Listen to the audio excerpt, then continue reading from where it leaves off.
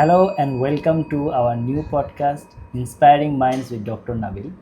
I am your host, Dr. Nabil. So, today our guest is my childhood friend. His name is Saleh Ahmed. He is working as an engineering manager at iFarmer. So, today we will listen to his story, his journey of life, so that we can learn from his story. Hello and welcome, Saleh, to our podcast. Thank you. I'm happy to be here. Okay, thank you. So, Saleh, tell me a little bit your story about what you're doing now. আমি বর্তমানে আইফার্মার লিমিটেডে কর্মরত আছি আর আমি আমার family সহ ঢাকার মিরপুরে বসবাস করছি। ও আচ্ছা, দ্যাটস গ্রেট।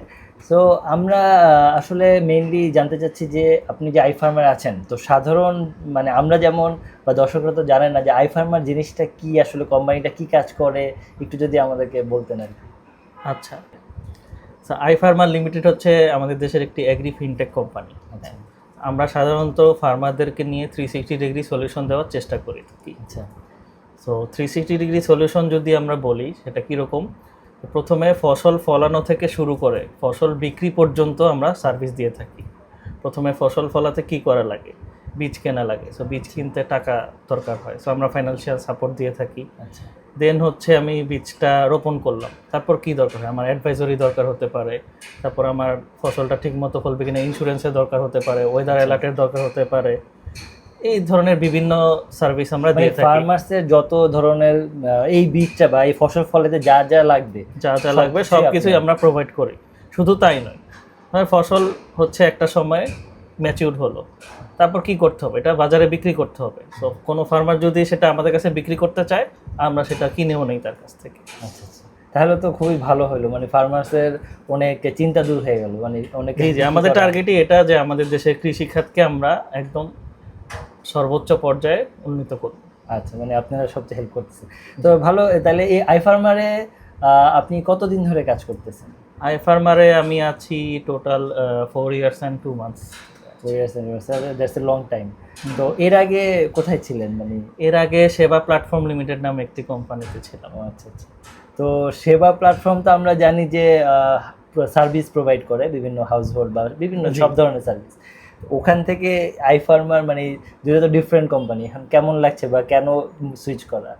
আচ্ছা, সো আমি যদি বলি তাহলে বেশ ভালো লাগছে। হ্যাঁ, আচ্ছা, সুইচ করার রিজন হিসেবে আমি চেয়েছিলাম যে আর একটু চ্যালেঞ্জ গ্রহণ করার জন্য। আচ্ছা, তো সেবা প্ল্যাটফর্ম লিমিটেডে যখন ছিলাম বেশ ভালোই ছিলাম, তারপরেও মনে হচ্ছিল যে জীবনে কিছু চ্যালেঞ্জ আর একটু দরকার, বা হচ্ছে আইফার্মারে যেমন কৃষকদেরকে নিয়ে কাজ করে, তো সেটার প্রতি আমার একটু ইন্টারেস্ট ছিল, তো সেখান থেকেই আসলে এখানে জয়েন করা। বুঝতে পারছি, এটা খুবই ভালো একটা আপনার চিন্তা। তো সালে আপনি তো আপনার ব্যাকগ্রাউন্ড হচ্ছে সিএসসি, মানে কম্পিউটার সায়েন্স নিয়ে আপনি পড়ালেখা করছেন, তো সেইটা এখন এই আইফার্মার তো কৃষকদের নিয়ে কাজ করছে, কিন্তু আপনার এখানে আসলে রোলটা কি, মানে আপনার কাজটা আসলে এখানে কি? আমি আইফার্মারে অফিসিয়ালি ইঞ্জিনিয়ারিং ম্যানেজার হিসেবে আছি। তো আমি হচ্ছে আইফার্মারের যে ইআরপি পার্টটা আছে সেটার টিম লিড হিসেবে আছি। এর আন্ডারে হচ্ছে আরও 8 জন কাজ করছেন। তাহলে ইআরপি মানে আমি আসলে বুঝতে পারতেছি না, বা আমাদের 10 জন ইআরপি জিনিসটা কি? আচ্ছা, ইআরপি হচ্ছে এন্টারপ্রাইজ রিসোর্স প্ল্যানিং। হ্যাঁ, এটা সাধারণত হচ্ছে একটা কোম্পানির নিজস্ব যে ওয়ার্কফ্লো থাকে সেটা মেনটেন করার জন্য ইউজ করা হয়। তো এখানে মানে টেকনোলজি টাইপের কাজ, মানে মানে আপনার কম্পিউটার বেসড কাজ করেন নাকি কি করা হয় এটা? জি জি, এখানে হচ্ছে আমাদের যে ইন্টারনাল এমপ্লয়িরা আছেন, আমাদের যে বিভিন্ন ফ্লো, সাপোজ সাপ্লাই চেনে কোনো একটা ফার্মার থেকে আমরা একটা প্রোডাক্ট নিলাম, হ্যাঁ, সেই প্রোডাক্টটা নিয়ে আমরা কি করলাম, এটা কোথায় গেল, হ্যাঁ, সেই পুরো ওয়ার্কফ্লোটা হচ্ছে আমরা ইআরপিতে মেনটেন করি। সো এটা জাস্ট আমি একটা এক্সাম্পল দিলাম, এরকম আমাদের বিভিন্ন ভার্টেক্সের বিভিন্ন ধরনের ফ্লোতে আমরা কাজ করে থাকি। বুঝতে পারছি, মানে সেটাই আসলে জানতে চাচ্ছিলাম। তো এখানে যে আপনি কাজটা করছেন, তার মানে অনেক ধরনের আপনাকে ডাটা মানে ফলো আপ। জি জি, আমাদেরকে হচ্ছে ডেটা ড্রিভেন কাজ করতে হয়, প্লাস হচ্ছে আমাদের সব ডেটা ঠিকঠাক মতো হচ্ছে পড়তেছে কি না ডেটাবেজে, বা হচ্ছে এই জিনিসগুলো মনিটর রাখতে হয় অলওয়েজ। তাহলে তো ওয়ার্কলোড অনেক বেশি মনে হয়?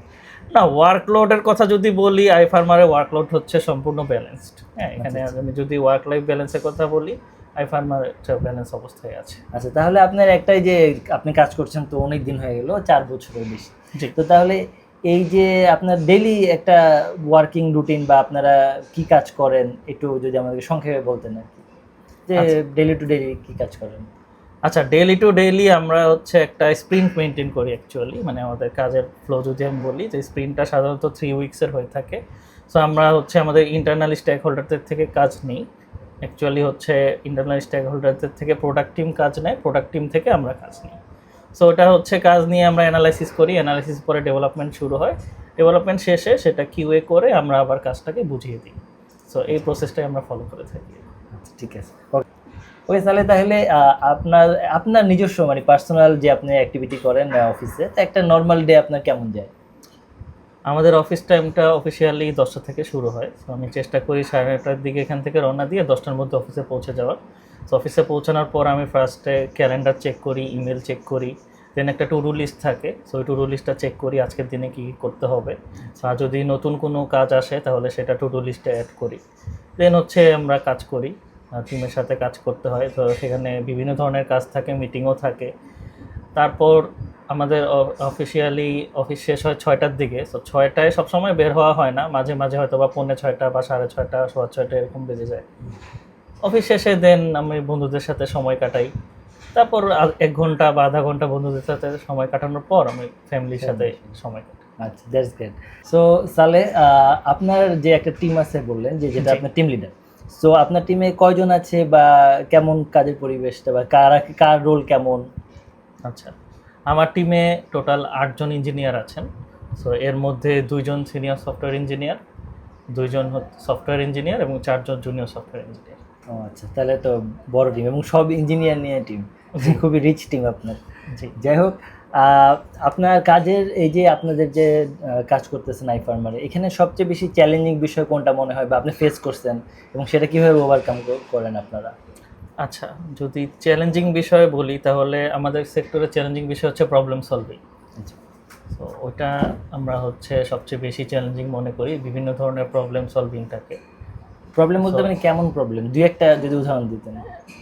প্রবলেম বিভিন্ন ধরনের হতে পারে, এটা সার্ভার রিলেটেড প্রবলেম হতে পারে, প্রোগ্রামিং রিলেটেড প্রবলেম হতে পারে, বিভিন্ন জায়গা থেকে বিভিন্ন ধরনের প্রবলেম আসতে পারে, বা আচ্ছা, হার্ডওয়্যার রিলেটেড প্রবলেমও মাঝে মাঝে থাকে।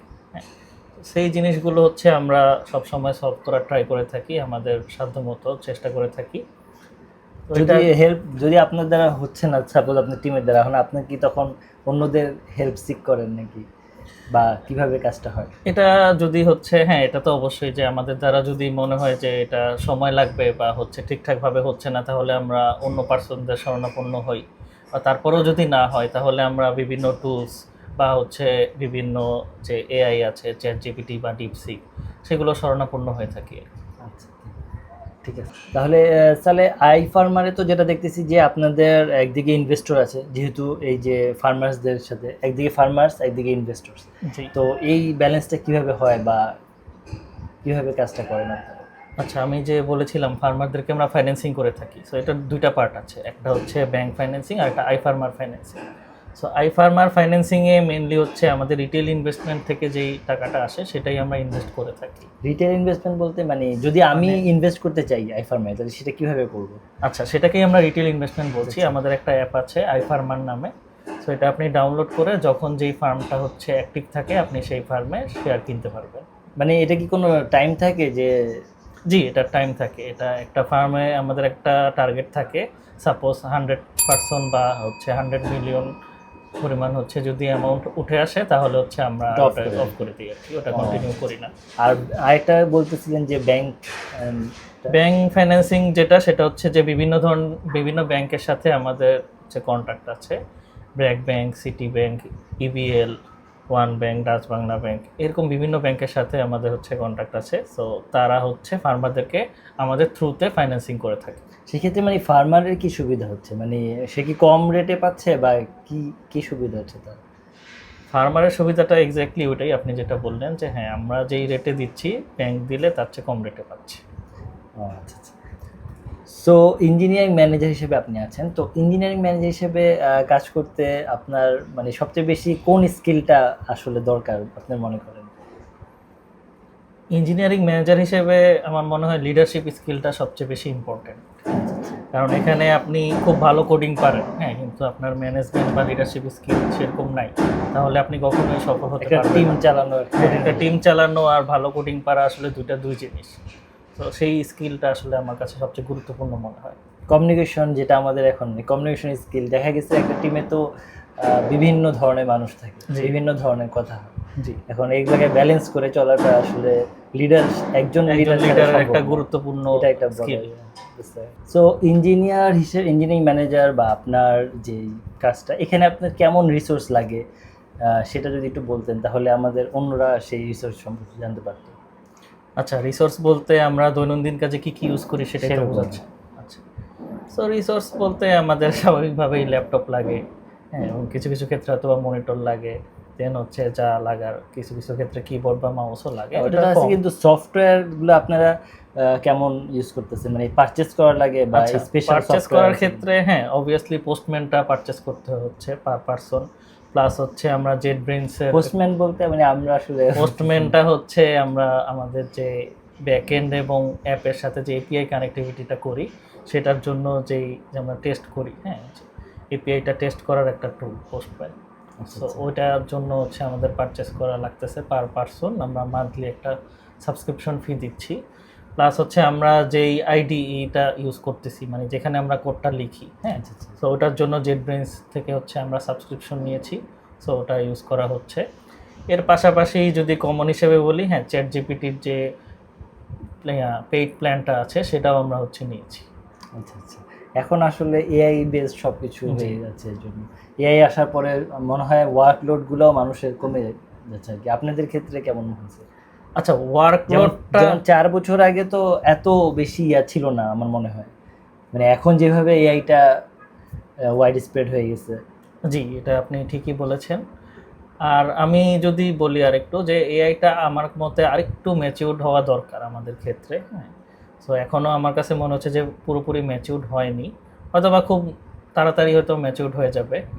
আর ওয়ার্কলোডের কথা যদি বলি, হ্যাঁ, অনেক কিছুই সহজ করে দিচ্ছে, বাট স্টিল হচ্ছে আমাদেরকে বোঝা লাগবে যে সে ঠিক অ্যান্সার দিচ্ছে নাকি রং অ্যান্সার দিচ্ছে, এটা অবভিয়াসলি জানা লাগবে বা অ্যাটলিস্ট বোঝার ক্ষমতাটা থাকতে হবে। হ্যাঁ, কারণ ওই চ্যাট জিপিটি তো আমি দেখছি মানে নিচে লেখা থাকে যে এটা অলওয়েজ যে রাইট হবে, আপনি চেক করে নিতে হবে, এটা অলওয়েজ তারা রেফারেন্স হিসেবে দিয়ে দেয়। হ্যাঁ।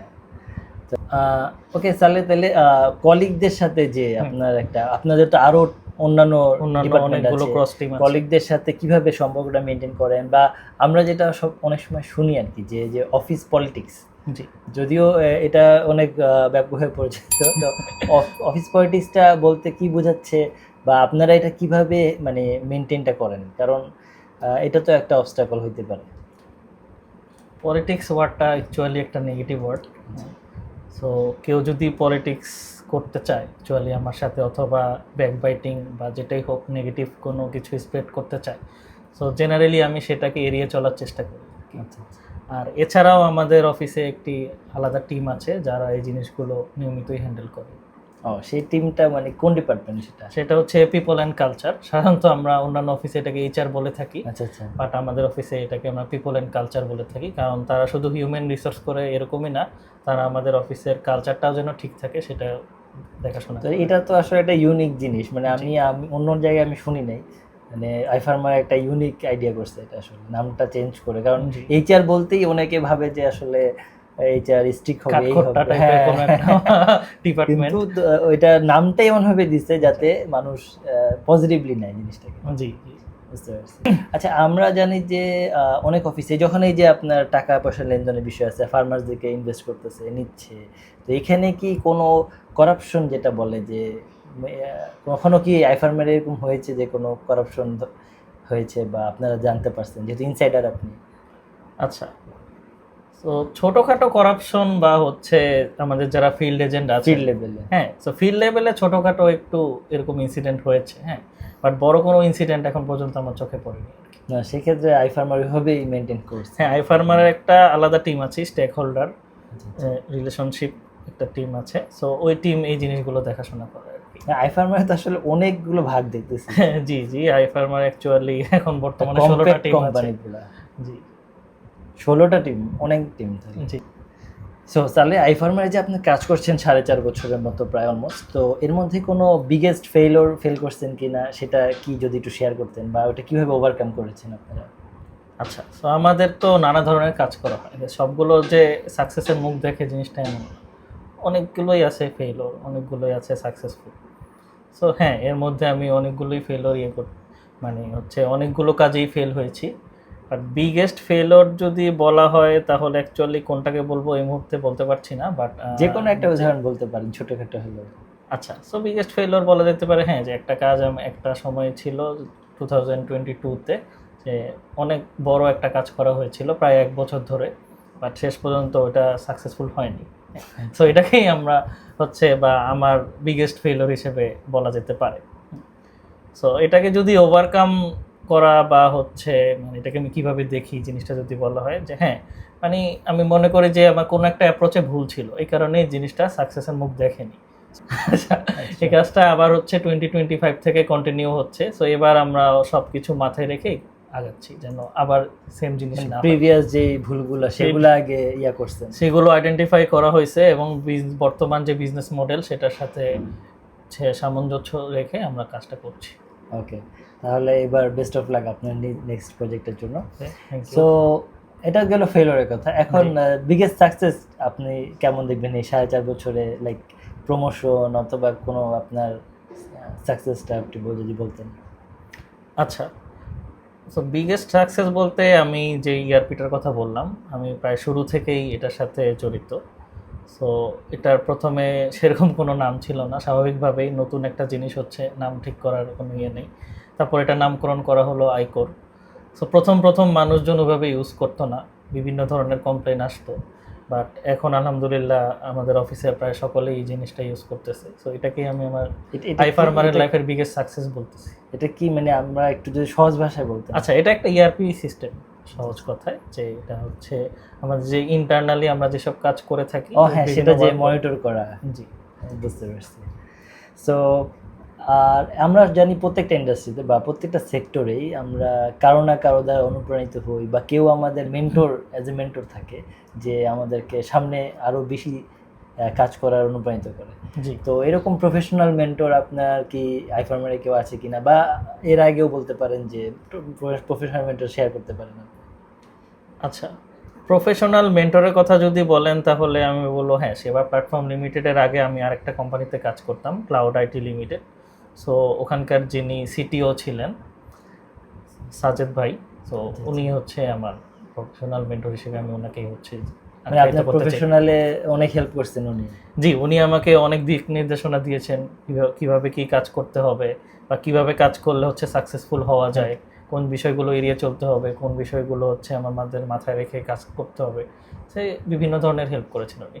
কারণ ইনিশিয়াল পর্যায়ে তো আসলে আমরা অনেক কিছু বুঝতে পারি না কি করবো না করবো। হ্যাঁ, তখন আসলে একজন যে এক্সপিরিয়েন্স সে বলে দিলে আমার জন্য অনেক সুবিধা হয়। জি, তো ওই কাজটাই উনি খুব সুন্দরভাবে করেছিলেন। আচ্ছা, আর আইফার্মারে আপনি কাকে মেন্টর হিসেবে দেখবেন? আইফার্মারে আমি অবভিয়াসলি আমার যিনি বর্তমান লাইন ম্যানেজার আছেন মুতাসিম ভাই, ওনাকেই আমি বলবো যে মেন্টর। আচ্ছা, ওকে। সো আরেকটা জিনিস হচ্ছে, প্রত্যেকটা জব বা সেক্টরে একটা মিথ থাকে, যে যেমন সরকারি চাকরিতে বলে যে তারা হয়তো দুর্নীতি করতেছেন বা কিছু একটা, মানে আপনাদের জবে কি এরকম কোনো মিথ আছে যে বাহির থেকে মানুষ মনে করে যে আসলে এই জিনিসটা, কিন্তু আসলে এরকম না? বাহির থেকে মানুষ মনে করে যে হ্যাঁ আমাদের কাজটা খুব সহজ, হ্যাঁ এরকম অনেকেরই অনেক ধরনের ধারণা থাকে যে কাজটা তো খুব সহজ, জাস্ট হচ্ছে কিবোর্ডে কিছু কি চাপলেই তো হয়ে যায়। অ্যাকচুয়ালি জিনিসটা ওরকম না, সেখানে আসলে অনেক শ্রম দেওয়া লাগে, মানসিক শ্রম দেওয়া লাগে, তো এই জিনিসটা হয়তো বা অনেকেরই চোখে পড়ে না। আচ্ছা, তো এটাকেই মিথ বলবো আমি।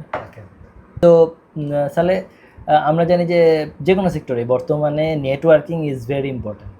হ্যাঁ, একটা নেটওয়ার্কিং, হয়তো আপনি অনেক কাজ জানেন কিন্তু নেটওয়ার্কিং ভালো না, দেখা গেছে যে ওই লেভেলটাতে পৌঁছানো যায় না। আবার হয়তো আপনি কাজ কম জানেন কিন্তু আপনার নেটওয়ার্কিং খুব ভালো, দেখা গেছে যে আপনি অনেক সাকসেসফুল হতে পারবেন। আপনার এই নেটওয়ার্কিং সম্পর্কে একটু যদি বলতেন, যে এটা কি লাইক কমিউনিকেশন যেটা আমরা বলি নেটওয়ার্কিং, যে সেটা সোশ্যাল হতে পারে, অনলাইন, বা আপনার as a one to one, আপনি কীভাবে এটা বলবেন? আচ্ছা, সো নেটওয়ার্কিং খুব ইম্পর্ট্যান্ট একটা জিনিস। আপনি কাজ যত ভালোই জানেন না কেন, আপনার যদি নেটওয়ার্কিংয়ে যদি আপনি দুর্বল হন বা নেটওয়ার্কিং যদি আপনার কম থাকে, তাহলে দেখা যাবে যে জিনিসটা স্বীকৃত হচ্ছে না, বা আপনি যতটুক জানেন অ্যাকচুয়ালি হচ্ছে ওটা প্রতিষ্ঠিত হচ্ছে না। সো এই কারণেই নেটওয়ার্কিংটা খুবই ইম্পর্ট্যান্ট। সো আমরা বিভিন্নভাবেই নেটওয়ার্কিং করতে পারি। অনলাইনে নেটওয়ার্কিং করার জন্য আমাদের বিভিন্ন হচ্ছে প্ল্যাটফর্ম আছে, যেমন লিঙ্কডইনে আমরা নেটওয়ার্কিংটা করতে পারি। অফিসিয়াল নেটওয়ার্কিংটা আমরা সাধারণত লিঙ্কডইনেই করে থাকি। তারপর হচ্ছে আমি যদি অফলাইনে বলি, বিভিন্ন সেমিনার বা ওয়েবিনারে যদি অনলাইনে জয়েন করে থাকি, বিভিন্ন সেমিনারে গেলে বা কনফারেন্সে গেলে তো আমরা বিভিন্ন ধরনের মানুষের সাথে হচ্ছে পরিচিত হই পরিচিত হচ্ছে। বা হচ্ছে কথাবার্তা বলি গিয়ে, এরকম আস্তে আস্তে কথাবার্তা মাধ্যমেই হচ্ছে পরিচিত হয় প্রথমে, তারপর আস্তে আস্তে নেটওয়ার্কিংটা বাড়ে।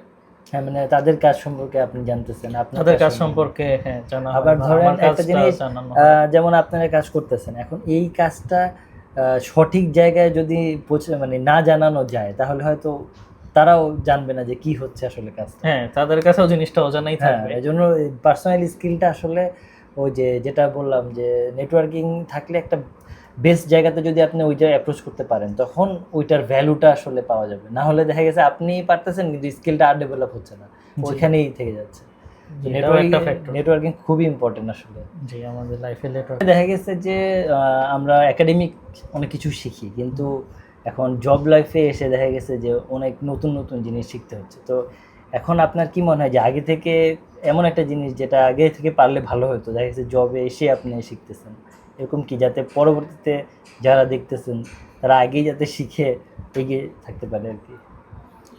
আচ্ছা, তো এখানে আমি বলবো এইরকম অনেক জিনিসই আছে যে জব লাইফে এসে আমরা ফার্স্ট টাইম করতেছি। তো এখানে যদি আমি বলি যে প্র্যাকটিক্যাল যেটা, হ্যাঁ, যে আমাদের প্র্যাকটিক্যালের উপরে আসলে বেশি ফোকাস করা উচিত। যে আমার একটা সম্পর্কে থিওরিটিক্যাল নলেজ আছে কিন্তু আমি প্র্যাকটিক্যালে অত ভালো না, তাহলে জব লাইফে আসলে প্রবলেম হয়ে যায় জিনিসটা। আমার থিওরিটিক্যাল নলেজ সবসময় যে মানে সব কিছু কাজে লাগবে জিনিসটা তা না, বা থাকলেও যে আমি প্র্যাকটিক্যালে ভালো হব জিনিসটা এরকমও না। আমি যত প্র্যাকটিস করব তত বেশি ভালো হব। সো এই জিনিসটা আসলে আমাদের আগে থেকে হয়তো বা জানলে এই যে দু একটা যদি উদাহরণ দিতেন যে কি, লাইক কোনো একটা সফটওয়্যার অথবা কোনো একটা টেকনিক্যাল প্রবলেম যেটা আপনি পরে শিখছেন। মানে আমাদের ইউনিভার্সিটি লেভেলে যেটা শেখানো হয়, খুব ছোট ছোট প্রবলেম সলভিং শেখানো হয়, বা কিছু কিছু ক্ষেত্রে দেখা যায় যে খুব কমপ্লেক্স প্রবলেম সলভিং শেখানো হয়। বাট হচ্ছে আমি যদি ইন্ডাস্ট্রির কথা বলি, আমাদের জব লাইফের প্রবলেম সলভিংগুলোর প্যাটার্নটা একটু ডিফারেন্ট। হ্যাঁ, ভার্সিটি লেভেলে যেরকম প্যাটার্নে শেখানো হয় ওইখানে সেরকম প্যাটার্নে থাকে না। সো এটাই আমি বলতে চাচ্ছি যে প্যাটার্নটা অ্যাকচুয়ালি ম্যাচ করে না এটা অনেক আসলে ক্ষেত্রেই। ওই প্র্যাকটিক্যাল লাইফে না গেলেও হয়তো আমার মনে হয় শেখা কঠিন হয়ে যাবে। না, এটা সম্পর্কে হচ্ছে আমাদের অ্যাটলিস্ট ধারণা থাকতে হবে। যেমন আমি যদি বলি যে ভার্সিটি লাইফে আমাদেরকে যেটা করা হয় যে একটা আইডিয়া দেওয়া হয় যে এটা এরকম করে এরকম করে হয়ে যাবে। তো আমাদের কাছে জিনিসটা ইজি মনে হয় যে এটা তো ইজি, এর চেয়ে কঠিন কিছু আমি করে আসছি, তো এটা আমাদের কাছে হয়তো বা খুব একটা প্রবলেম হবে না। বাট দেখা যায় ওই জিনিসটা যখন আমরা আমাদের হচ্ছে প্রফেশনাল লাইফে করতে যাই, ওটা করার সময় বিভিন্ন ধরনের প্রবলেম চলে আসে। আচ্ছা, সো এমন কি কখনো হয়েছে যে সাপোজ একটা ক্লায়েন্টের ডিমান্ড আছে যে এই কাজটা করতে হবে ওটা, কিন্তু আপনি বুঝতে পারতেছেন যে আপনার টিমের দ্বারা এটা হবে না, হুম। কিন্তু এই সিচুয়েশনটা কিভাবে হ্যান্ডেল করেন, মানে না বলাটা? আচ্ছা, ফার্স্ট অফ অল হচ্ছে আমরা যেটা দেখি যে এটা টেকনিক্যালি পসিবল কিনা। যদি মনে হয় যে হ্যাঁ এটা টেকনিক্যালি পসিবল, তাহলে আমরা দেন সেকেন্ড স্টেপে যেটা কিভাবে করা যেতে পারে সেটা দেখি। দেন থার্ড স্টেপে আমরা দেখি যে সবচেয়ে অপটিমাইজ সলিউশন কোনটা হতে পারে।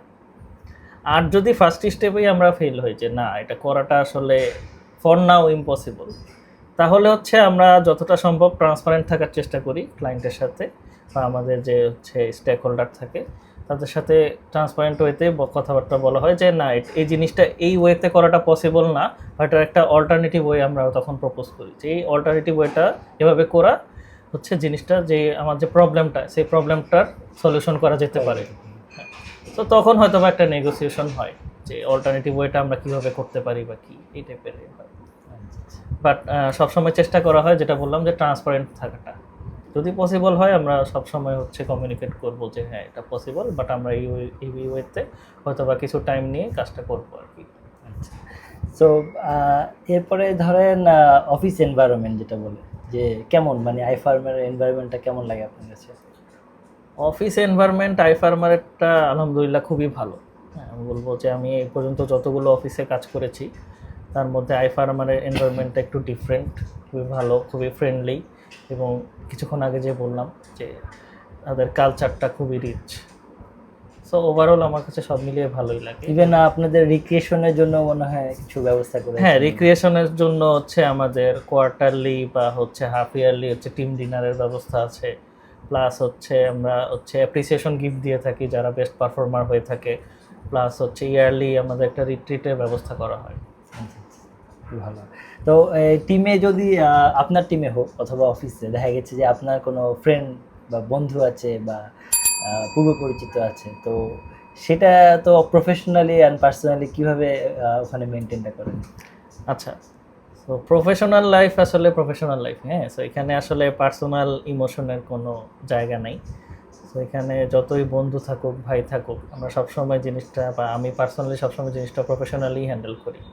হ্যাঁ, তো আমার যদি হচ্ছে মানে স্টেক হোল্ডার হয় আমার ফ্রেন্ড, তো আমি তাকে সবসময় স্টেক হোল্ডারের চোখেই দেখবো। তো জিনিসটা ওরকমই আর কি। আচ্ছা, তারপরে তো একটা ফ্রেন্ড থাকলে একটু হেল্প হয়, যে সাপোজ আপনার একটা মিস্টেক হলো, জি, তা আপনি অ্যাজ এ ফ্রেন্ড হয়তো অন্য কলিগ থেকে একটু হলেও তার প্রতি সফট কর্নার থাকে। মিস্টেক হলে ওটা আসলে মানে জিনিসটা ওরকম না যে বাকিরা যেরকম হচ্ছে বাকিদেরকে যেভাবে ট্রিট করা হয় তাকেও সেভাবেই ট্রিট করা হয়।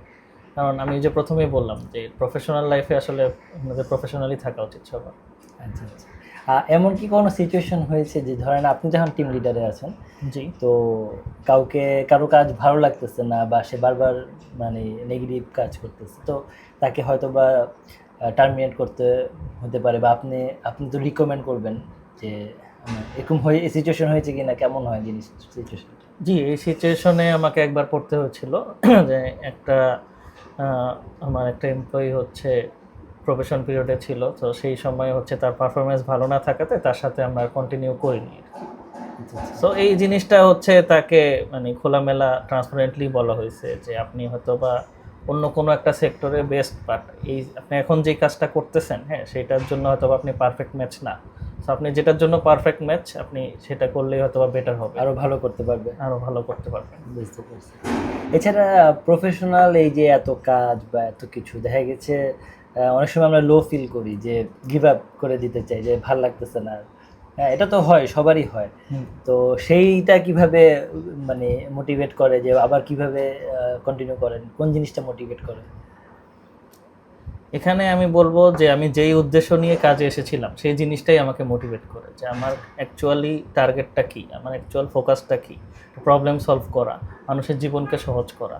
হ্যাঁ, এখন আমি যদি এখান থেকে পিছপা হয়ে যাই তাহলে তো আমার পুরোপুরি টার্গেটটা অ্যাচিভ হচ্ছে না। সো এই জিনিসটাই আমাকে মোটিভেট করে। কথা হচ্ছে যে টিমে দেখা গেছে একজন খুব ভালো কাজ করে, কিন্তু আবার সে একটু ফাঁকিবাজও হতে পারে, যেমন আমার মতো আর কি, আমি অনেক ফাঁকিবাজ।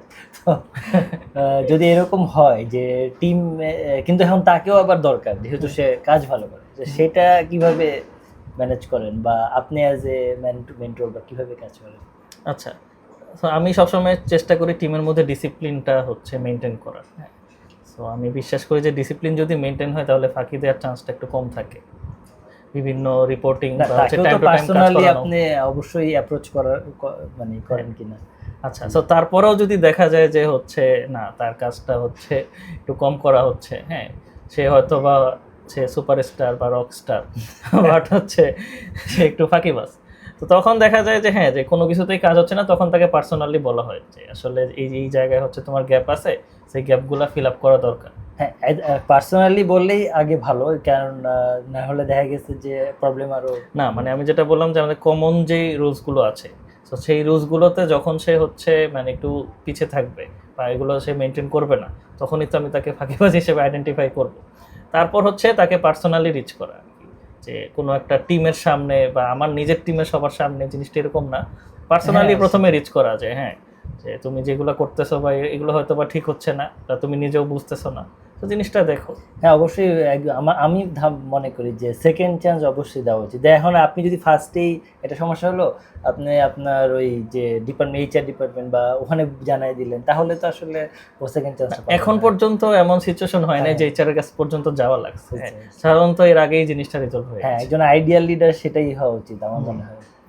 তো আর যে হোল ক্যারিয়ার লাইক বিভিন্ন কোম্পানিতে সব মিলে আপনার ক্যারিয়ার থেকে যদি বলা হয় যে কোন জিনিসটা আপনি সবচেয়ে মোস্ট ইম্পর্টেন্ট জিনিস শিখছেন এই ক্যারিয়ার, এটা কেমন, কোন জিনিসটা হবে সেটা যদি শেয়ার করেন তাহলে আমাদের ভিউয়ারদের জন্য ভালো। সো আমি আমার ক্যারিয়ার থেকে সবচেয়ে ইম্পর্টেন্ট যেটা শিখছি সেটা হচ্ছে কিপ লার্নিং। সবসময় শেখার উপরেই থাকতে হবে। আমরা যদি এই প্যাথে হচ্ছে টিকতে চাই বা এই যে ক্যারিয়ার গড়তে চাই এই প্যাথে, তাহলে হচ্ছে আমাদের অলওয়েজ হচ্ছে লার্নিংয়ের উপরেই থাকতে হবে।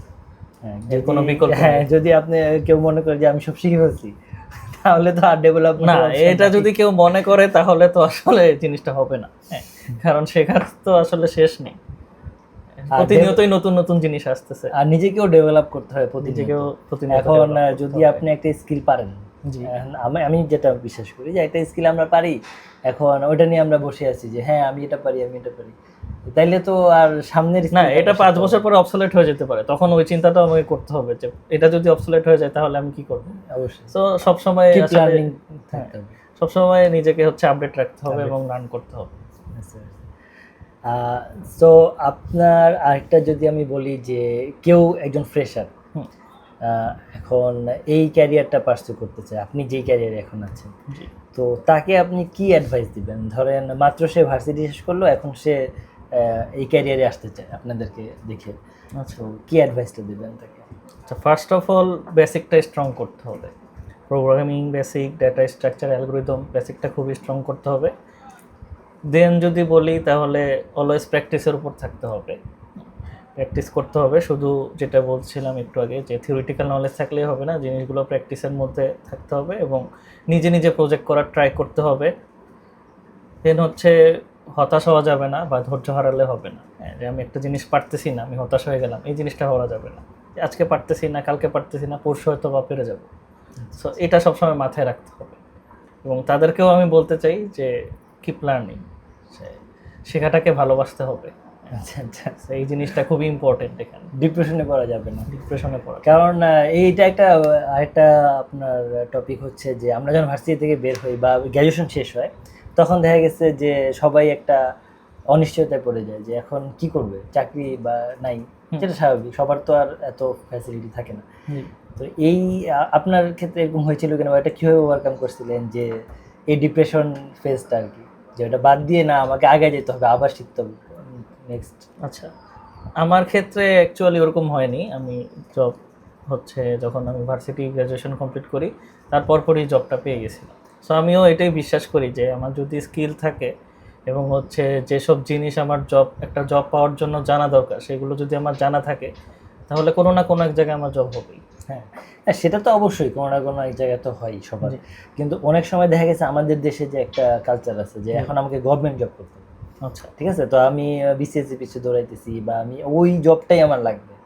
হ্যাঁ, এই যে ওইটার পিছিয়ে দৌড়ানো দেখা গেছে হচ্ছে না, একবার বা দুবার না হতেই পারে, এরপরে শুরু হয়ে যায় ডিপ্রেশন, কারণ আপনার ফ্রেন্ড সার্কেলের হয়ে যাচ্ছে, কেউ আরেকজন আগে যেতেছে। তো সেই ইস্যুটাই বললাম আর কি, যে সেটা কীভাবে দেখেন না, আপনার ফ্রেন্ডে তো হয়েছে এরকম, তাই না? আচ্ছা, জি, এরকম আমার অনেক ফ্রেন্ডের সাথেই হয়েছে।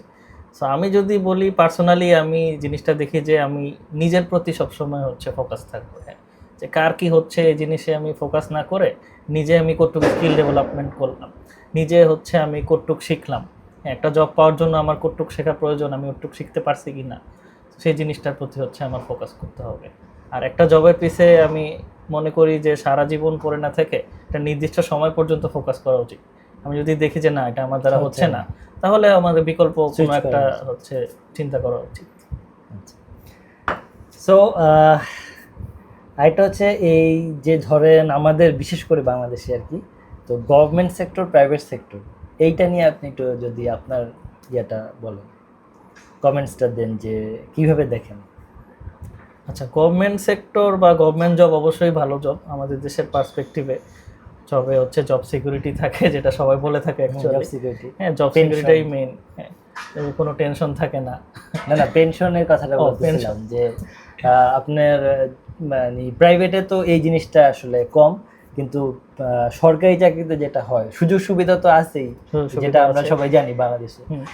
দেখা গেছে বোনাস অনেক বেশি, দেন আবার লাস্টে আপনি চাকরি শেষে একটা বড় অঙ্কের পেনশন পাচ্ছেন। জি এগুলো তো সরকারিতে সুযোগ সুবিধা বেশি, কিন্তু জি। আবার ওখানে কাজের কিছু সমস্যা থাকতে পারে, যে আপনার রিসোর্স কম বা রিসোর্স বিভিন্ন ধরনের পলিটিক্সও থাকে, হ্যাঁ। আমরা খেয়াল করে দেখেছি। আর আপনি এটা কিভাবে দেবেন, মানে প্রাইভেট গভর্নমেন্টটা? আচ্ছা, এটার সাথে যদি আমি একটু প্রাইভেটকে কম্পেয়ার করি, যে গভর্নমেন্ট জবের স্যালারি জেনারেলি কম থাকে, বাট প্রাইভেট জবের স্যালারি জেনারেলি একটু বেশি থাকে। সো আমি যদি পেনশনটা হিসাব করি তাহলে মোটামুটি সেম হয়, অথবা প্রাইভেট জবে চেয়ে আরও বেশি ইনকাম করা যায় আমার লাইফ টাইমে যদি আমি। এটা আসলে ডিপেন্ড করে কে এখন কিভাবে আমার সেভিংসটা আমি কিভাবে কি করতেছি বা কিভাবে হচ্ছে আমি প্ল্যান করতেছি সেটার উপর ডিপেন্ড করতেছে। কারণ দেখা গেছে যে আপনি ইনকাম হচ্ছে বেশি কিন্তু হ্যাঁ। খরচ হয়ে যাচ্ছে ওই যে ওই প্ল্যানিংটা ঠিকভাবে করতে হবে। এইটাও ডিপেন্ড করে জীবনে, যে ধরেন আপনি কি করবেন এখন। 50-60 বছর পরে আমি 30 লাখ টাকা পেলাম, কিন্তু ওই সময়ে আমি ওই টাকা দিয়ে আসলে কি করব? যদি আমি আমার যেই সময়টাতে কাজ করার কথা বা ইয়াং সময়টা যেটা, এই সময় যদি আমার কাছে টাকা না থাকে, তাহলে আমি তো জীবনের যে অনেক কিছু থেকে হয়তো বঞ্চিত। এই জন্যই দেখবেন যে গভর্নমেন্ট জবের অনেকেই দুর্নীতিতে জড়িয়ে পড়ছে, এই ডিপ্রেশনটা থেকে। যে টাকা স্যালারি তো কম, স্যালারি খুবই কম, কিন্তু আমার নিড তো ফুলফিল হচ্ছে না। আমি যদি দুর্নীতি করি তাহলে হয়তো বা নিড ফুলফিল হতে পারে। তো এই চিন্তা ভাবনা থেকেই হয়তো বা এই জন্য আমার মনে হয় যারা গভর্নমেন্টে যেতে চায় ওই মাইন্ডসেট আপ নিয়ে যাওয়া উচিত, যে এই স্যালারিতে যেভাবে চলা যাবে সেভাবে চলতে। কিন্তু আসলে বাস্তবতাটা একটু ডিফারেন্ট আমাদের দেশে। আমি বলতেছি না যে সবাই দুর্নীতিবাজ, হ্যাঁ, কিন্তু দুর্নীতি তো অবশ্যই আছে। আমরা রিসেন্টলি মিডিয়াতে দেখতেছি আমাদের দেশের যে সিচুয়েশন। তো যাই হোক, প্রাইভেটও ভালো, গভর্নমেন্টও ভালো, যে যেটা চুজ করে। কিন্তু যেখানেই থাকুক আমার মনে হয় যদি সৎ থাকে, আর ওই যে আপনি যেটা বলেন যদি নিজেকে আপডেট রাখে, সব জায়গায় ভালো করা, সব জায়গায় ভালো করা সম্ভব। তাহলে আমরা যদি একটু একাডেমিক ব্যাকগ্রাউন্ডে যাই আপনার, যে স্কুল তো আপনি একটু শর্টকাটে যদি বলেন, স্কুল কলেজ আপনার ভার্সিটিটা। আচ্ছা, আমার স্কুল ছিল মণিপুর, ওই শিয়ালবাড়ি যেটা ছিল রূপনগর শাখা। দেন কলেজ হচ্ছে ঢাকা রেসিডেন্সিয়াল মডেল কলেজ, আর ইউনিভার্সিটি ছিল হচ্ছে American international university Bangladesh, AIUB। সিএসসিতে আপনি? জি, সিএসসি থেকে গ্র্যাজুয়েশন কমপ্লিট করেছি। তো ইউনিভার্সিটি লাইফটা একটু ছোটোখাটো যদি শর্টকাটে বলেন আর কি, যে কেমন এক্সপিরিয়েন্স লাগলো? ইউনিভার্সিটি লাইফটা যদি একদম এক লাইনে বলি, যে বেশ উপভোগ্য ছিল, যেটাকে এখন বর্তমানে খুব মিস করি জবে ঢোকার পরে। আর প্রথমে সিএসসি নেওয়ার পরে মনে হয়েছিল যে আমি ঠিকঠাক মতো পারবো তো, বা হচ্ছে যেই উদ্দেশ্য নিয়ে পড়াশোনা করতেছি সেই উদ্দেশ্য সফল হবে কি না। সো এখন এতদিন পরে এসে মনে হচ্ছে না, সেই উদ্দেশ্য অ্যাকচুয়ালি সফল হয়েছে। আচ্ছা, না এটা একটা কোয়েশ্চেন ছিল যে ধরেন আপনি ছোটোবেলায় আপনি কি হতে চেয়েছিলেন, আর পরবর্তীতে এখন যেটা কম্পিউটার ইঞ্জিনিয়ার হয়ে গেলেন বা যেটাই হোক, তো সেটা কি আপনি স্যাটিসফাইড কিনা বা কি ছিল আসলে? আচ্ছা, ছোটোবেলায় অ্যাকচুয়ালি আমাদের অনেক স্বপ্নই থাকে। তো একবার মনে হয়েছিল পাইলট হব, একবার মনে হয়েছিল ডক্টর হব, আরেকবার মনে হয়েছিল ইঞ্জিনিয়ার হব। তো যখন অ্যাকচুয়ালি হচ্ছে কোনো একটা প্যাথ চুজ করার অপশন আসলো, তখন শেষ পর্যন্ত তো এই কম্পিউটার ইঞ্জিনিয়ার হওয়ার পথটা আমরা হচ্ছে চুজ করলাম, বা আমি চুজ করলাম। তো তখন থেকে এখন পর্যন্ত যদি হিসাব করি যে জিনিসটা হচ্ছে ঠিক ছিল কিনা, আমি বলবো হ্যাঁ ঠিক ছিল। প্লাস ছোটোবেলায় আমার কম্পিউটারের প্রতিও হচ্ছে একটা আগ্রহ কাজ করতো। দেন ফার্স্ট যখন হচ্ছে আমি একটা প্রোগ্রাম সাকসেসফুলি লিখে কমপ্লিট করলাম, তখন আমার কাছে জিনিসটা বেশ এক্সাইটিং মনে হয়েছিল। তখন মনে হচ্ছে যে এভাবেই হয়তো বা আমি বিভিন্ন প্রবলেম সলভ করব, মানুষের উন্নতি করতে পারবো। তো তারপর থেকেই আসলে অ্যাকচুয়ালি এটা নিয়েই পড়ে থাকা, এবং এখনও এটা নিয়েই আছে। হ্যাঁ, যে এই যে এআইইউবিতে আপনি পড়ছেন, সাপোজ ওখানেও আপনি প্রবলেম সলভ করছেন, তো এআইইউবির যে এই যে লেকচার হল থেকে আপনার আজকের পজিশন, এখানে তো অবশ্যই অনেক লোক ছিল, সেটা কিভাবে ফিল আপ করছেন একটু শর্টকাটে যদি বলতেন। আসলে এখানে তো অনেক শিখছেন আপনি এর মধ্যে, জি, কিন্তু শর্টকাটে যদি বড় ইয়েগুলো বলতেন, তাইলে যারা এখন নতুন যারা, তাদের হয়তো একটু সুবিধা হতো। আচ্ছা, ভার্সিটি লাইফে আমাদের শেখাটা অ্যাকচুয়ালি একটু আগে যেটা বললাম যে একটু ডিফারেন্ট। হ্যাঁ, ভার্সিটি লাইফে আমরা অনেক কিছু শিখি, থিওরিটিক্যালভাবে হচ্ছে শিখি, থিওরিটিক্যাল শিখি। যে ভার্সিটিতে আমাদেরকে এমনভাবে পড়ানো হয় যেন আমি যেই সেক্টরেই যাই কোনো না কোনো নলেজ থাকে, কোনো না কোনো বেসিক নলেজ। হ্যাঁ, আমি টিচার হই বা যে কোনো কিছুই হই না কেন, সেটার জন্য বেসিক নলেজটা থাকে। তো ওইটাই বেসিক নলেজটা আমার অ্যাকচুয়ালি আমার জব লাইফে কাজে লাগছে। কিন্তু আমি যদি বলি যে না, পুরোপুরি ভার্সিটির নলেজ দিয়ে কিন্তু আমি আমার জব লাইফ কন্টিনিউ করতে পারবো না, আমাকে অলওয়েজই আপডেটেড থাকতে হবে। প্লাস হচ্ছে জবে ঢোকার পরপরই অনেক নতুন কিছু আসবে বা নতুন কিছু আসছে, সেই জিনিসগুলো হচ্ছে আমার শেখা লাগছে। সো ওইভাবেই আমি নিজেকে আপডেট করে নিয়েছি। আপনি ধরেন কোনো একটা প্রজেক্ট করছিলেন হয়তো শেখার জন্যই, বা ওইটা প্রফেশনাল লাইফে আসলে খুব কাজে লাগছে, এরকম যদি কোনো একটা টপিক বা প্রজেক্ট বলেন তাহলে যারা ফিউচারে আছে তারা ভালো করে এটা করতে পারবে। আচ্ছা, ভার্সিটি লাইফে আমি একটা ই কমার্স প্রজেক্ট করেছিলাম, কনভেনশন হল রিলেটেড। সো ওই জিনিসটা আমার প্রফেশনাল লাইফে কাজে লেগেছিল। বাট যদিও মানে অনেক কিছুই হচ্ছে ওখানে মিসিং ছিল, যেটা আমি পরবর্তীতে প্রফেশনাল লাইফে আসার পরে বুঝতে পেরেছি। ওখানে কোয়ালিটি অ্যাসুরেন্সটা ঠিকঠাকভাবে হয়নি, বা বিভিন্ন লজিক হচ্ছে কমপ্লেক্সভাবে লেখা হয়েছিল, আর ঠিকঠাকভাবে হচ্ছে সবগুলো কন্ডিশন বা ভ্যালিডেশন ফুলফিল হয়নি। সো এই জিনিসগুলো হচ্ছে মানে জিনিসটা ঠিকঠাকভাবে হতো বা পরবর্তীতে করা হয়েছে, বাট জিনিসটা ভার্সিটি লেভেলের যে জিনিসটা এটা পরবর্তীতে কাজে লেগেছে। তাহলে একটা মোস্ট ইম্পর্টেন্ট টপিক যে মানি ভার্সেস প্যাশন, মানে আমরা কোনটাকে বেশি গুরুত্ব দিব, মানে আপনার মাইন্ডসেটটা কি এটা নিয়ে? আচ্ছা, আমার মাইন্ডসেট অবশ্যই প্যাশন। ইঞ্জিনিয়ারিং যেই প্রফেশনে আছেন, মানে সেখানে যদি আপনি সেভাবে একটা বলেন যে মানি ভার্সেস প্যাশনে, মানে কোন জিনিসটা আপনাকে বেশি ড্রাইভ করে কাজ করতে? আচ্ছা, আমাকে প্যাশনটাই বেশি ড্রাইভ করে, কারণ আমি বিশ্বাস করি যে কাজে যদি স্যাটিসফ্যাকশন না থাকে তাহলে আমি যতই মানির পিছনে দৌড়াই, হ্যাঁ, আসলে ভিতরে স্যাটিসফ্যাকশনটা কখনো আসবে না। তো আমাকে প্যাশন থাকতে হবে, আমাকে কাজে যেন মানে যতই পে করা হোক কিন্তু যদি আপনি মেন্টালি স্যাটিসফাইড না থাকেন তাহলে at the end of the day একদিন বা 2 দিন আপনার একটা ভালো লাগা চলে যাবে ওটা থেকে, তখন আর ওইটা ডেভেলপ করা যায় না আসলে, বা ডিপ্রেশন থেকে আসে না, মানুষ ডিপ্রেশনে চলে যায়, বা ডিপ্রেশন কাজ করে যে আমি অনেক টাকা ইনকাম করতেছি কিন্তু কোনো সুখ নাই। সো এখন আমরা একটু কিছু কোয়েশ্চেন করতে চাই, যে ধরেন আপনার ফ্যামিলি সম্পর্কে একটু শর্টকাটে যদি আপনি আমাদের সাথে শেয়ার করেন। আচ্ছা, আমি এখানে আমার বাবা মা, আমার ছোট ভাই এবং আমার ওয়াইফের সাথে থাকি। তো ইনশাল্লাহ সামনে হয়তো বা আমি নিউ ফাদার হতে যাচ্ছি। ও, কংগ্রেচুলেশন, থ্যাংক তো ইউ। এটা খুবই ভালো নিউজ। তো আপনার এমনি ফ্যামিলি বা ফ্যামিলি লাইফ, ওয়ার্ক লাইফ কিভাবে মানে মেনটেন করেন, সব ঠিক আছে কিনা, বা ফ্যামিলি সাপোর্টটা পান কিনা ভাবে? আমি বলবো হ্যাঁ, আলহামদুলিল্লাহ এখন পর্যন্ত সব ঠিক আছে, ফ্যামিলির সাপোর্টটা আমি এখনও পাই। আর হচ্ছে কিভাবে মেনটেন করি, আমি সবসময় যেটা মেনটেন করি যে অফিসের কাজ অফিসে, বাসার কাজ বাসায়। আচ্ছা, তো বাসায় আসার পরে অ্যাকচুয়ালি অফিসের আমি সাধারণত কোনো কাজ করি না। হ্যাঁ, ইমার্জেন্সি যেহেতু আমি এখন একটু বড় পজিশনে আছি, তো ইমার্জেন্সি কিছু কাজ থাকতেই পারে। তো ওগুলাকে যদি হচ্ছে মানে আমি সাইডে রাখি, সাধারণত হচ্ছে বাসায় অফিসের কাজ করা হয় না, অফিসের কাজ শেষ করে দেন বাসায় আসি, যেন অফিসের টেনশনটা না থাকে, অফিসটা নিয়ে আসলে তখন বাসায় সমস্যা হয়ে যায়। তো এই যে এত সারা সপ্তাহ কাজ করেন, স্ট্রেসে থাকেন, তো ছুটির দিনটা কিভাবে কাটান? ছুটির দিনটা আমি অ্যাকচুয়ালি সবসময় নিজের মতো কাটানোর চেষ্টা করি, ফ্যামিলিকে টাইম দেওয়ার চেষ্টা করি। সাধারণত শুক্র এবং শনিবার দিন আমাদের ছুটি থাকে। শুক্রবার দিন অ্যাকচুয়ালি ফ্যামিলিতে টাইম দেওয়া হয়, বাজার করা হয় বা বিভিন্ন জায়গায় দেওয়া হয়, বিভিন্ন কাজ করা হয়।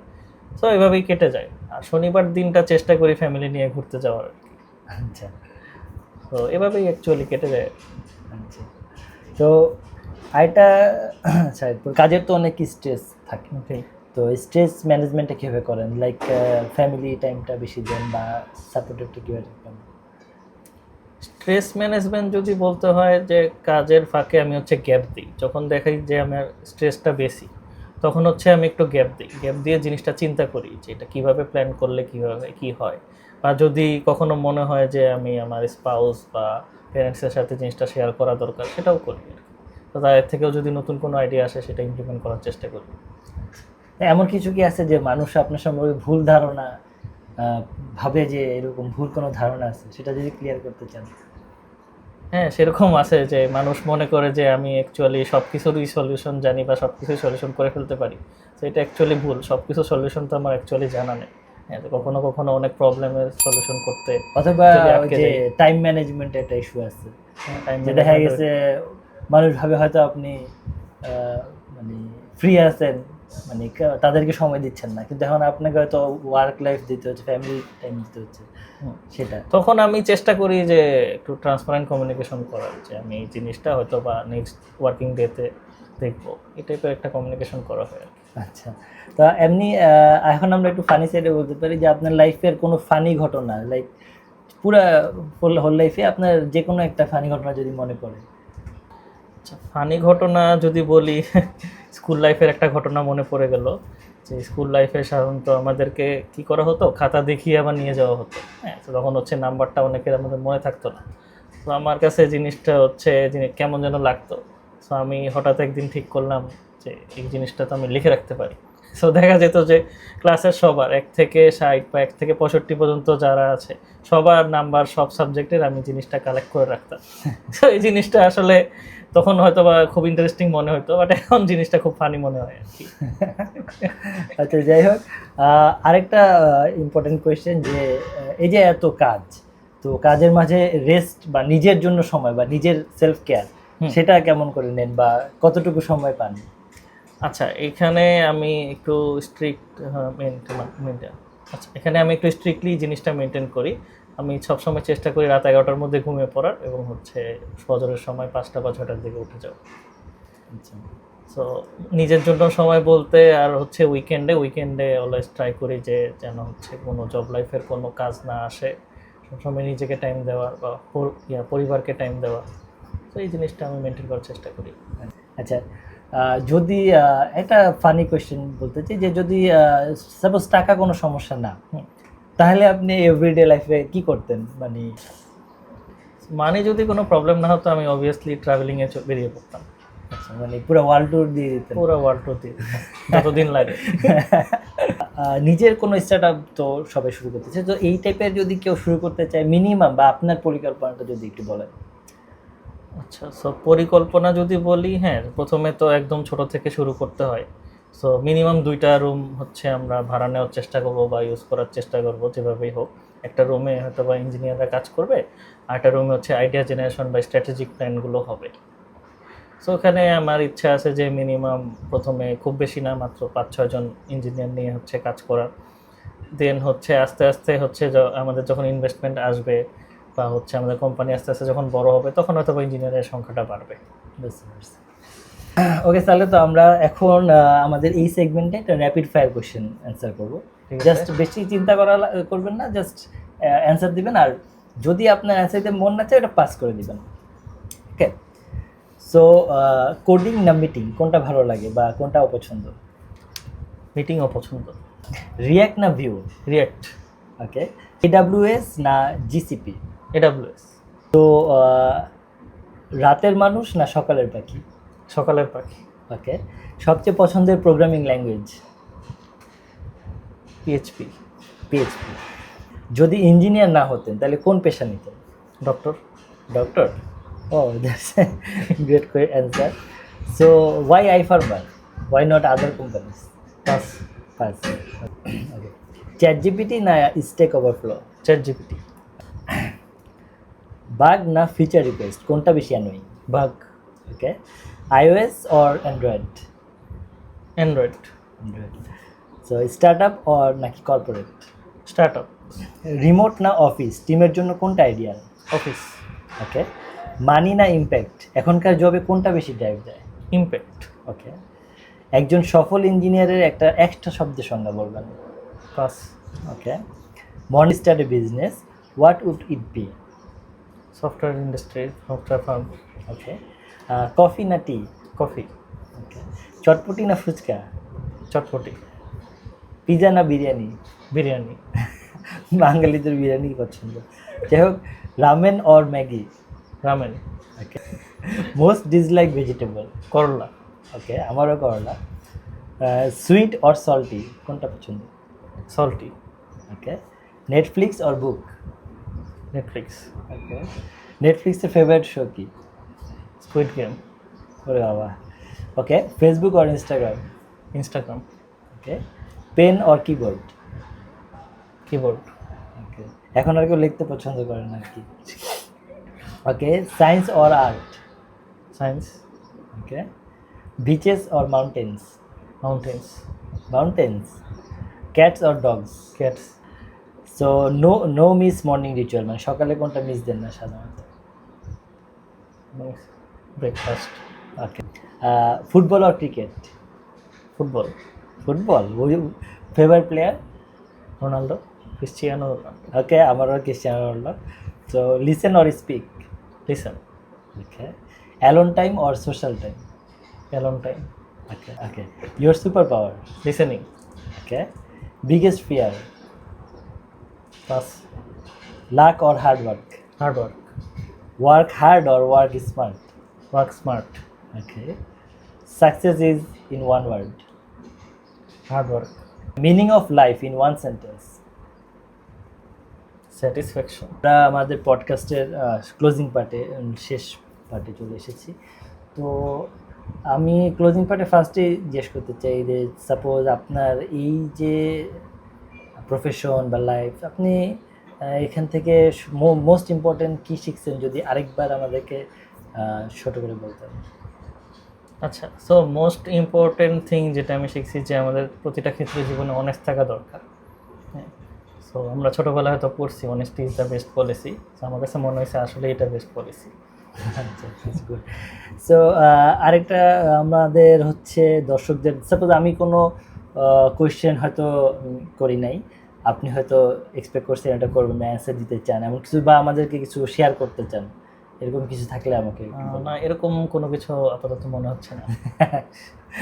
যাই হোক, আপনার ফেভারিট কোডটা আমাদেরকে একটু বলুন। আচ্ছা, আমার ফেভারিট কোট হচ্ছে responsibility never leaves a responsible person.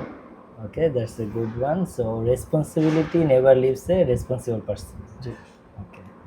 Closing এর আগে just one piece of advice for our viewers. আমার কাছে মনে হয় আমাদের জীবনের সময়টা সবচেয়ে বেশি ইম্পর্টেন্ট। সো আমরা সব সময় আমাদের যে সময়টা আমরা পাই, হ্যাঁ, সেটাকে সঠিক কাজে লাগানোর চেষ্টা করব। তো এটাকে যদি হচ্ছে আমরা সঠিক কাজে লাগাতে নাও পারি, যখন পরবর্তীতে আমরা রিয়েলাইজ করব, তখন থেকেও যেন হচ্ছে আমরা জিনিসটাকে ভালোভাবে ইউজ করতে পারি বা ইউজ করি, সেই জিনিসটা আমাদের মাথায় রাখতে হবে আর কি। তো এই জিনিসটা সবসময় মাথায় রাখার চেষ্টা করব। কারণ ছোটবেলা থেকে আমরা শিখছি time and time Time wait wait for for none. none. Okay. So আপনার এখন আমি লাস্ট যে কোয়েশ্চেনটা হচ্ছে হোয়াটস নেক্সট, লাইক আপনি নেক্সট 5 ইয়ার্সে আমরা আপনাকে, বা আপনার ফিউচার ভিশন নেক্সট 5 ইয়ার্সে কি, আপনি কোথায় দেখতে পারবো আমরা? আচ্ছা, আমার নেক্সট প্ল্যান হচ্ছে বা নেক্সট ভিশন হচ্ছে যে সিটিও হওয়া, হ্যাঁ, চিফ টেকনোলজি অফিসার, দেন হচ্ছে নিজের একটা স্টার্ট আপ দেওয়া। আচ্ছা আচ্ছা, okay, good plan, best of luck for your next vision. আর থ্যাংক ইউ। আপনাকে যদি আমাদের দর্শকরা বা ভিউয়ার্সরা হচ্ছে খুঁজে পেতে চায়, তাহলে কোথায় খুঁজে পাবে একটু যদি? আমি বর্তমানে আইফার্মারে কর্মরত আছি। সো আইফার্মারে গেলে হয়তো বা আমাকে পাওয়া যাবে, বা আমার সাথে কথা বলতে চাইলে ফ্র্যাঙ্কলি কথা বলা যাবে, এতে কোনো সমস্যা নেই। আর এছাড়াও যদি সোশ্যাল মিডিয়াতে হচ্ছে আমাকে খুঁজে পেতে চায়, তাহলে হচ্ছে লিঙ্কডিনে, ফেসবুকে বা ইনস্টাগ্রামে অ্যাভেলেবল আছি। সালেহ আহমেদ, সালেহ আহমেদ দিয়ে সার্চ দিলেই হয়তো আমার। থ্যাংক ইউ ফর কামিং, আর আমাদেরকে এত সময় দেওয়ার জন্য আপনাকে অনেক অনেক ধন্যবাদ। আপনাকেও ধন্যবাদ আমাকে আমন্ত্রণ জানানোর জন্য। আর আপনার সাথে অনেকক্ষণ টাইমই হচ্ছে স্পেন্ড করলাম, আমারও বেশ ভালো লেগেছে। Thank you.